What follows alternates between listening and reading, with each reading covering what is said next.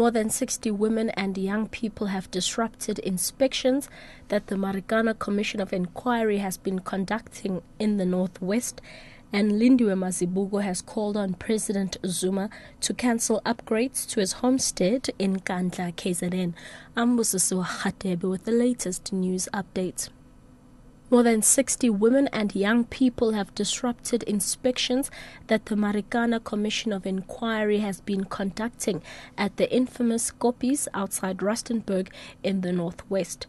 The group is marching and urging authorities to arrest the police who were involved in the deadly clashes with mine workers that led to the deaths of 34 lives on August the 16th. The commission, accompanied by legal representatives of different stakeholders, was to begin inspections of the site this afternoon.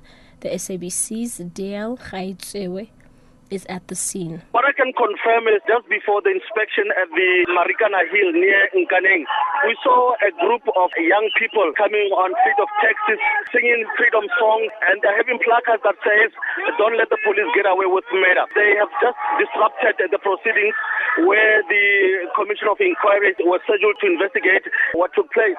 There's a huge number of police monitoring the situation. And as I'm speaking right now, the large number of cars, amongst others, the Judge Commissioner is also among those who are coming right now.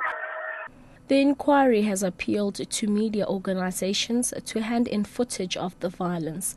Retired Judge Ian Farlam, who is the chairperson of the 3-member Judicial Commission of Inquiry, says the footage submitted will be viewed on Wednesday.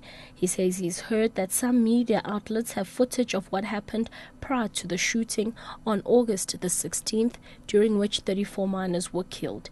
When the formal sittings start, only one video camera and one photographer will be allowed inside, along with reporters. More than 40 people were killed in confrontations between the police and striking mine workers. The Supreme Court of Appeal in Bloemfontein has increased to 20 years the prison sentence of Cheryl Cwele, former wife to State Security Minister Siyabonga Cwele, and her co-accused. Cwele and Nigerian national Frank Nabolisa were appealing the 12-year jail sentence handed down in the KwaZulu-Natal court in May last year. They were found guilty of drug dealing. The state argued that the two conspired to procure Charmaine Moss to collect drugs in Turkey and Tessa Pietra to smuggle cocaine from Brazil. Nabolisa had been in custody until now, while Cwele was out on 100,000 rand bail.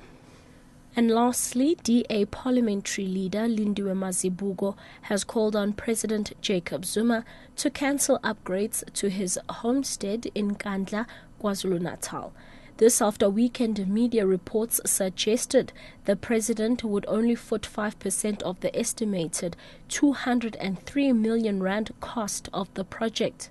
Addressing students at the University of the Western Cape earlier today, Mazibuko called on President Zuma to instead spend the money on neighboring communities which need jobs, infrastructure and other services.